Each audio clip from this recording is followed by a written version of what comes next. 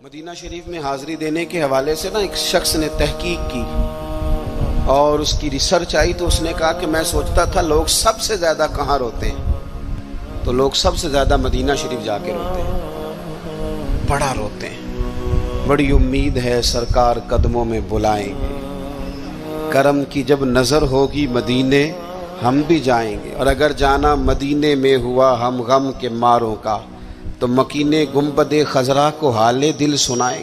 وہاں جا کے لوگ روتے ہیں، تڑپتے ہیں۔ اب آپ شک پیدا کر دیں کہ پتہ نہیں حضور حیات ہیں معاذ اللہ کہ نہیں، تو اعلیٰ حضرت نے 2 قسمیں اٹھا کے کہا تو زندہ ہے واللہ، تو زندہ ہے واللہ، بس میری چشم عالم سے چھپ جانے والے تو زندہ ہے معبود، اور اس پر دلائل دیے۔ تو میرے عزیز انہوں نے ہمارے عقیدے پکے کیے۔ پھر بھی اگر کوئی کچی پکی باتیں کرے، سویرے کچھ کہے، دوپہر کچھ کہے، شام کچھ کہے، تو وہ بندہ کمزور پڑا ہے، ورنہ ہماری فکری قیادت نے ہمیں دلائل سے، کتب سے، حوالہ جات سے مزین کیا۔ تیسری بات، اعلیٰ حضرت بریلوی کہتے ہیں علم کا شوق پیدا کرو۔ اعلیٰ حضرت خود مرید ہیں ایک سلسلے میں، اور مرید اس طرح کے ہیں کہ غلامی والے مرید ہیں۔ آج کل زیادہ تر لوگ مرید نہیں ہوتے،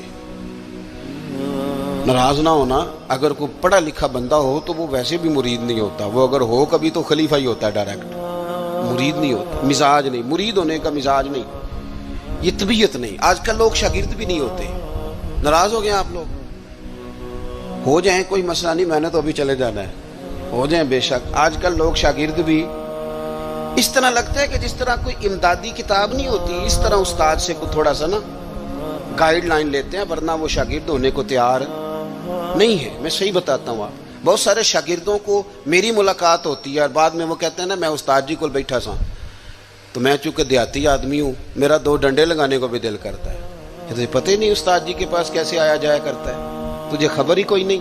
میں تجھے بتاؤں بریلی کے امام کیا بتاتے ہیں۔ حضرت عبداللہ ابن عباس کو نبی پاک صلی اللہ علیہ وسلم نے دعا دی تھی کہ اللہ تجھے فقاہت دے، دین کی سمجھ دے۔ حضور کی دعا سے بھی اللہ دے دیتا۔ حضور تو حضرت ابو ہریرہ کو خالی بظاہر خالی چلو بھر کے ڈال دے تو اللہ تعالیٰ اس سے قوت حافظہ دے دیتا ہے، تو یہاں تو دعا دی تھی، لیکن ان کا ذوق علمی کیا بنا، یہ اعلیٰ حضرت ملفوظات دیکھیے گا۔ وہ خاندان رسول کے چشم و چراغ ہو کے، حضور کے چچا زاد ہو کے، استاد کے دروازے پر جب پڑھنے جاتے تھے نا تو جا کے دروازے پہ دستک نہیں دیتے تھے، کہتے میں اپنے استاد کے دروازے پر کبھی حضرت ابی بن کعب کے پاس جاتا رضی اللہ تعالیٰ عنہ، کبھی حضرت زید بن ثابت کے پاس جاتا، میں جا کے باہر دروازے پہ بیٹھ جاتا، دستک نہیں دیتا تھا، ٹیلی فون نہیں کرتا تھا کہ پیر صاحب میں پہنچ گیا جی، ہار لے کے باہر آ جاؤ، باقاعدہ مرید صاحب آ گئے جلدی کر لیں، استاد جی میں کب سے باہر کھڑا ہوں، یہ انداز نہیں۔ فرماتے ہیں کہ میں دروازے میں بیٹھ جاتا اور کبھی کبھی بیٹھے بیٹھے تھک جاتا، دستک نہیں دینی، وہ خود آئیں گے تو دستک نہیں دینا۔ کہتے کبھی یوں بھی ہوتا کہ حضرت ابی بن کعب رضی اللہ تعالیٰ عنہ کا مکان کا دروازہ چونکہ صحرا میں کھلتا تھا تو ٹھنڈی ہوائیں مدینہ چومنے آتی تو ریت کے مقدس ذرے اڑ کے میرے بالوں میں بھی پڑ جاتے، لیکن میں دستک نہیں دیتا تھا۔ استاذ مردی سے باہر آتے تھے اور جب وہ آ جاتے تو پھر میں جھولی پھیلا کے کہتا میں آپ سے رسول پاک کی حدیثیں سننے آیا۔ اعلیٰ حضرت فرماتے ایک دن گھوڑے پہ بیٹھ کے حضرت زید بن ثابت آ رہے تھے تو ضرورت کوئی نہیں تھی کیونکہ انہوں نے لگام تھامی ہے، گھوڑا چل رہا ہے، لیکن یہ بتانے کے لیے کہ میں شاگرد ہوں، یہ بتانے۔ میں کبھی اتنا مصروف نہیں تھا زندگی میں جب آج کل اتنا مصروف ہوا ہوں۔ کل میں نے ظہر کے بعد اسلام آباد سے کوئی 1 گھنٹہ اوپر پہاڑیوں پہ تھا میں، اور آج میں ظہر کے بعد آپ کے پاس ہوں، ابھی مجھے گوجرا جانا ہے اور پھر رات کو وہاں سے واپس لوٹنا ہے، اور کل ظہر کے بعد مجھے خانے وال پہنچنا ہے۔ کئی دفعہ ایک پیر اٹھاتا ہوں تو اٹھایا نہیں جاتا، گاڑی میں بیٹھے بیٹھے حد ہو جاتی ہے، اور اس کے باوجود لوگ روزانہ 25-30 لوگ ہم سے ناراض ہوتے ہیں کہ ان بڑے ہو گئے وہ ٹائم ہی نہیں دیں دے، اس کے باوجود یہ حال ہے۔ کبھی کبھی کچھ چیزیں مزہ دیتی ہیں۔ میں نے ایک وعدہ کیا ہوا تھا، لاہور میں کسی سے میں نے جانا تھا تو میرے استاد صاحب کا فون آ گیا، فرمان لگے کتنے میں، او شاگردو ترس جاؤ گے نوازوں کو، یہ 2-4 جو رہ گئی ہیں ان کی قدر کرو۔ किथे में बई?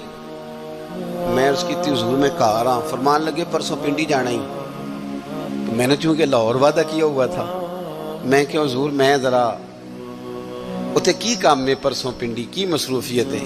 तो मेरे उस्ताद हैं और ये बात उन्होंने की तो मेरा कद बड़ा हुआ। फरमान लगे तेनू वजाहत देना मैं जरूरी नहीं समझता, तू परसों सवेरे 9 बजे तैयार होके सड़क ते आवी जाना है। बड़े लोग दावत देते हैं, बड़े लोग पैगाम देते हैं, बड़ा प्यार करते हैं, आप यकीन करें मजा आ गया बात का। मुझे जो बंदा पूछे पिंडी खैर है, मैं क्या मैनू आप नहीं पता। घर वाले पूछते पिंडी खैर है, मैं क्या मजा बड़ा आना है जाने दा, पता कोई नहीं की काम में।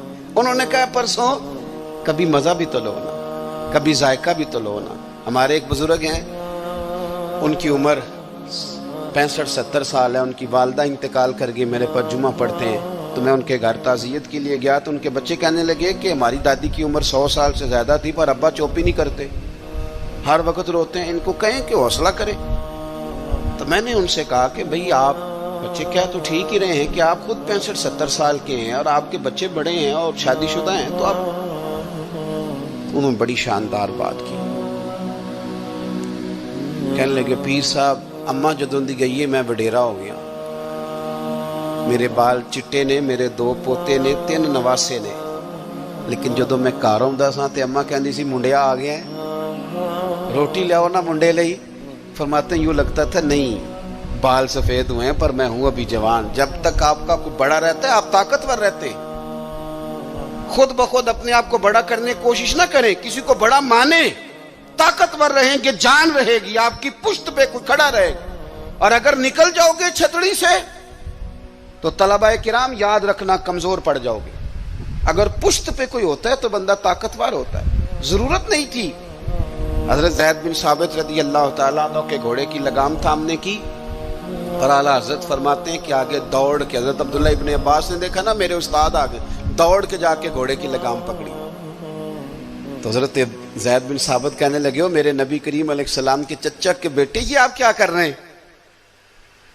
तो कहने लगे हमें बताया गया है, लफ्ज देखना मलफूजात शरीफ में आला हजरत ने लिखे, हमें बताया गया है कि उलमा का एहतराम करना। जब उन्होंने ये कहा तो हजरत ज़ैद बिन साबित घोड़े से नीचे उतर आए और नीचे उतर के हजरत अब्दुल्ला इब्ने अब्बास उनके शागिर्द थे, उनके हाथ चूम लिए।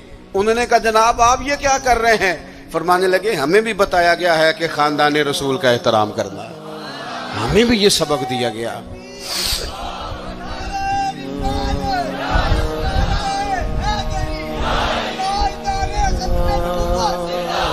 तो ज़ौक़, इल्मी ज़ौक़ पैदा करें, अदब वाला ज़ौक़ पैदा करें।